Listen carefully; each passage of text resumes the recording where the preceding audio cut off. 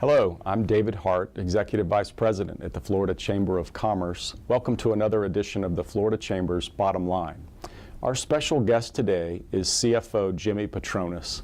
CFO, welcome to the program. Thank you. Look forward to joining you today. It's great to have you with us. You've been the CFO of the state of Florida for about 2 months. I know you hit the ground running with a lot of issues, but I also know from some of our discussions in Bay County, your home county, that you're pretty focused on this assignment of benefits insurance fraud problem. I'd be interested in knowing what you're seeing from your perspective of CFO. How bad is the problem, and what can we do to fix it?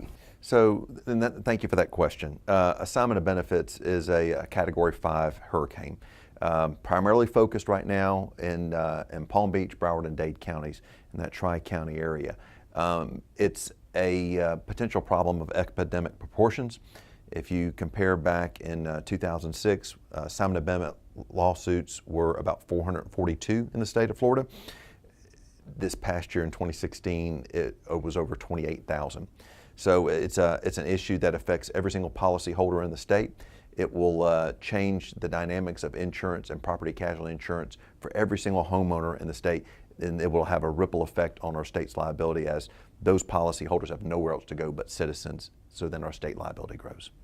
So this fraud that's allowed to go on will impact all of us on our homeowners insurance. Eventually it's impacted many already, as you pointed out. I understand there's also a sort of a secondary area of assignment of benefits fraud that's going on in our state that you may be familiar with, related to the auto glass problem. Could you talk a little bit about that one? Sure. Well, the auto glass epidemic we have is primarily focused in Central Florida.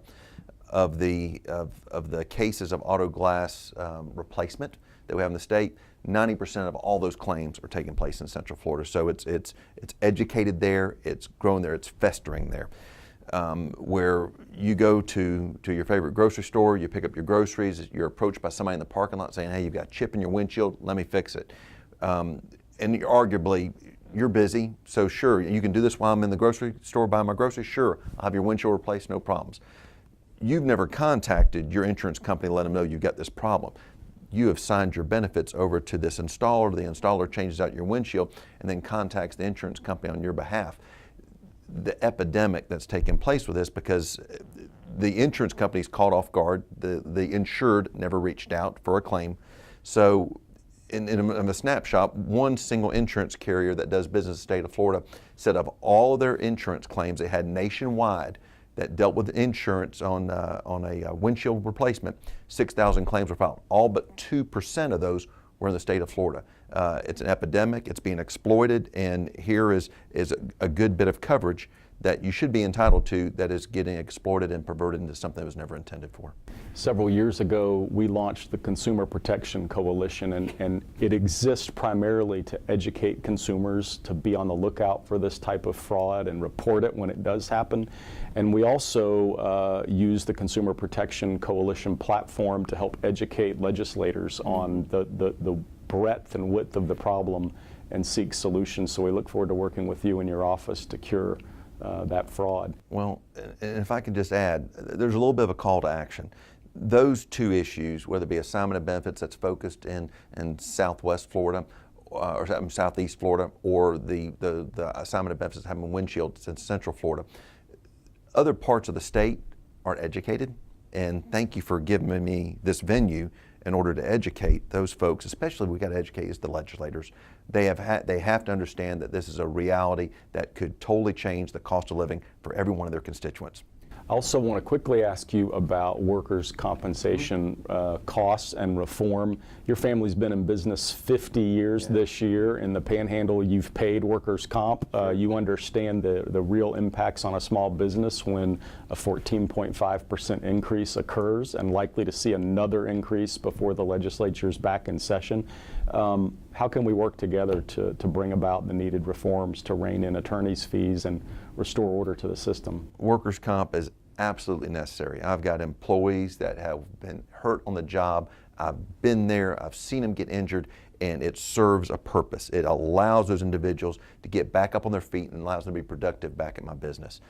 It's a critical part that we've got to have that functions well. when you change the cost of business, the restaurant business in Bay County, for example, where I grew up, is the 5th most competitive restaurant market in the whole United States. But you change my cost of business in 1 year by 14% of my workers' comp rates, I can't raise all my prices enough to effectively cover that. And as we have this potential snowballing effect happening where these rates could go up double digits year after year after year, it affects everybody, because every single place you do business, every employee requires to have workers' comp.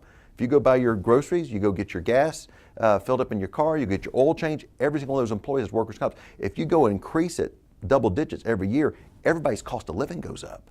So the challenges we're having right now is to rein this thing in, because it will make doing business in Florida a lot more expensive than it is right now.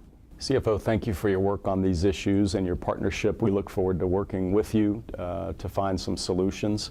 And to our members, I hope you'll join us at the annual Insurance Summit this year, November 2nd and 3rd, where we will be discussing both of these topics and many more. Thank you for joining us on another edition of the Florida Chamber's Bottom Line.